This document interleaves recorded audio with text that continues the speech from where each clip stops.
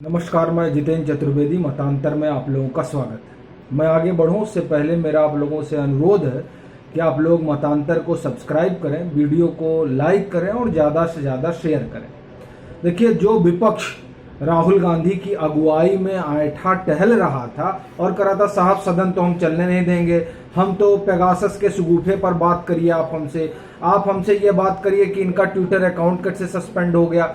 इस सब जो फालतू की चीजें हैं जिसका कोई सरोकार नहीं था आम आदमी से, आम जनता से, उसको लेकर हंगामा करना और सदन को न चलने देने का एक आप समझिए चलन जो विपक्ष ने पैदा किया, और उस चलन पर वो चल रहे थे।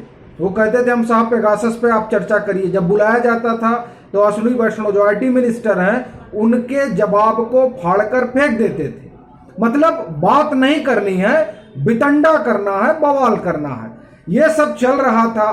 आप ये समझिए कि जंतर मंतर तक चले गए, वहां किसानों की संसद में अविश्वास प्रस्ताव भी ले आए और प्रधानमंत्री को बख्श दिए, कृषि मंत्री कोई वहां खड़ा किया गया और उनका इस्तीफा भी दिला दिए। ये सब नौटंकी और नाटक करने वाला राहुल गांधी की अगुवाई में खड़ा विपक्ष आज अपने घुटनों पर आ गया है और वो कह रहा है कि साहब हमको माफ कर दीजिए।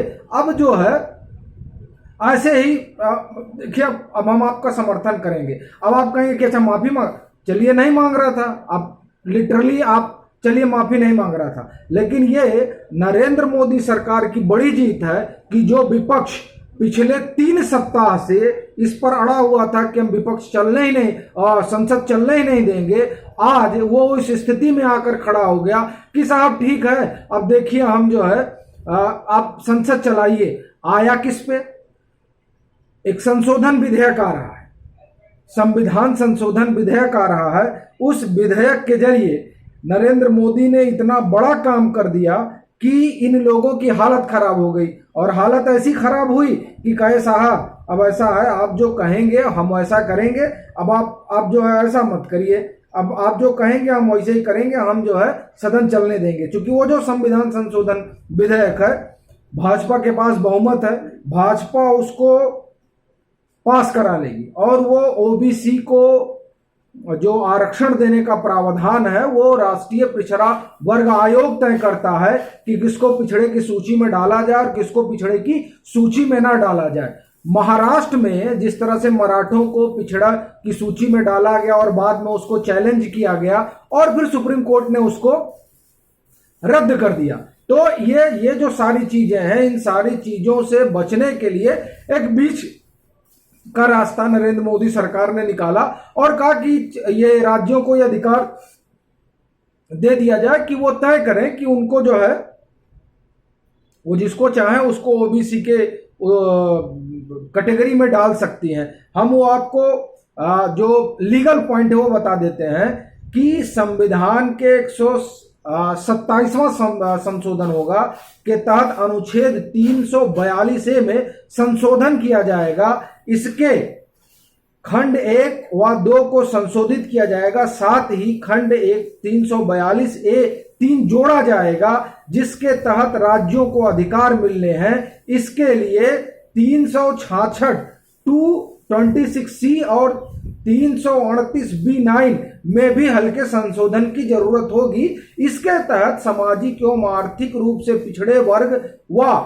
ओबीसी को चिन्हित करने व इसे लेकर अधिसूचना जारी करने का अधिकार राज्य सरकारों को मिलेगा। इसके लिए उन्हें राष्ट्रीय पिछड़ा वर्ग आयोग का मुंह नहीं देखना पड़ेगा। राज्य और केंद्र की सूची को लेकर कुछ भ्रम था, जिसे दूर किया जा रहा है। कैबिनेट पहले ही इसे हरी झंडी दिखा चुका है। ऐसे बिल को संसद के 2/3 सदस्यों की मौजूदगी में बहुमत से दोनों सदन में पारित करना होता है।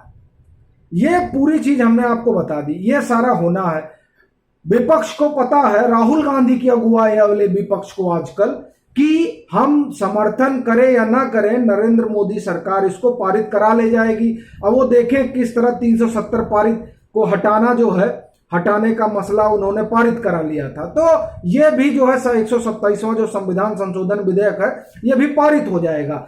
जब पारित हो जाएगा तो जो जात की राजनीति करते हैं विपक्ष के तमाम राजनीतिक दल, उनकी जमीन खिसक जाएगी।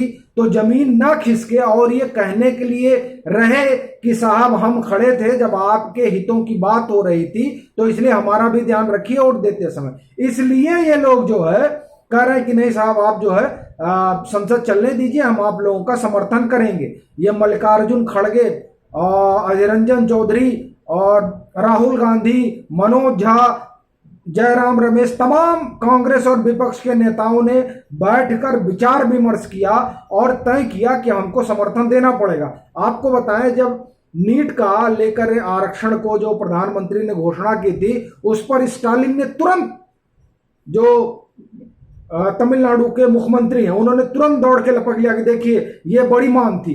तो दरअसल जो दक्षिण का इलाका है, दक्षिण में ओबीसी बड़ी आबादी है, बड़ा जो है आबादी भी है, और उनके साथ जो वहां पर जिस तरीके से कई मामलों में सामाजिक और आर्थिक रूप से वो पिछड़े रहे, उनके उन्नयन का भी एक काम जो है वो अब सरकार के जिम्मे है।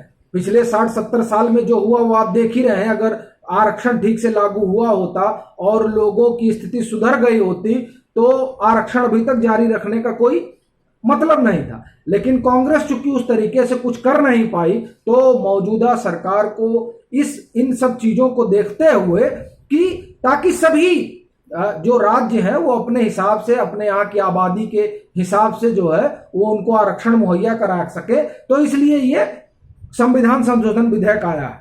अब आप देखिए कि संविधान संशोधन विधेयक में अपना अपना हिस्सा, भाई जब वोट मांगने जाइएगा तो कहिएगा ना कि वो विधेयक हमारे बिना पारित नहीं होता। ये कहलवाने के लिए विपक्ष आ गया कि साहब मोदी जी अब हम जो है हल्ला नहीं मचाएंगे और हमको भी आने दीजिए और जो है ये बिल हम पास करवा देंगे। ये उनकी राजनीतिक मजबूरी है, नहीं तो ये विपक्ष जिस तरह से अब सड़क पर संसद चलाने लगा था और संवैधानिक रूप से जो बनी खड़ी संसद है उसको दरकिनार कर अब असंवैधानिक तरीके से सड़क पर काम कर रहा था, विश्वास प्रस्ताव ला रहा था, वहां सबको हटा रहा था, वो मतलब एक तरह से आप समझ लीजिए कि एनार्की लाने की फिराक में थे। अभी आप देखिए किस तरह ट्विटर वाले मसले पर ये जो है फूट पड़े हैं, और इस फूट पड़ने का एकमात्र कारण है कि ट्विटर इनसे कहे कि नरेंद्र मोदी ने हमसे कहा था।